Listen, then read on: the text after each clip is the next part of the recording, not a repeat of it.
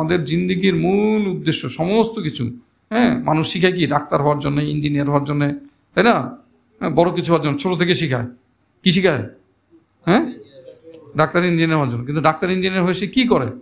সে পয়সাপাতি কামাই করে, হ্যাঁ, একটা ভালো অবস্থায় থাকার জন্য এটা শিখাচ্ছে তুমি বাড়ি গাড়ি করবা, তাই না? বড় হয়ে ডাক্তার ইঞ্জিনিয়ার এটা সেটা উকিল জজ ব্যারিস্টার নানা কিছু শিখায় না? আমাদের কি শিখাতে হবে? আমাদের মূল উদ্দেশ্য কি? সাইদুর রশিদ উপলক্ষে খরচ করা। কথা বুঝছেন? হ্যাঁ, তাহলে সবচেয়ে বেশি সে পাবে। ডাক্তার ইঞ্জিনিয়ার হয়ে সে কটা জিনিস পাবে? আর সাইদুর রশিদ উপলক্ষে খরচ করে এক লাল সোনার পাহাড়, এক দিনাম খরচ করে। কথাগুলো খেয়াল করেন, কিন্তু এমনি এমনি বলছি না, আমি কিন্তু ফিকির করে এসে বলছি কথাগুলো।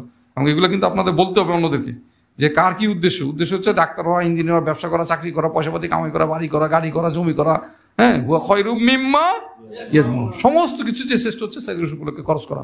তাহলে এটা খালি শুনলেই হবে? এই উদ্দেশ্যটা আপনার ভিতরে যেমন ঢুকাইতে হবে, আপনার আশপাশে যারা আছে তাদের ভিতরে ঢুকাইতে হবে। আমার জিন্দিগির উদ্দেশ্য হচ্ছে কামাই রোজগার। তোমার হায়াতের উদ্দেশ্য কি? সাইদুর রশিদ উপলক্ষে খরচ করা, সাইদুর রশিদ উপলক্ষে খরচ করা।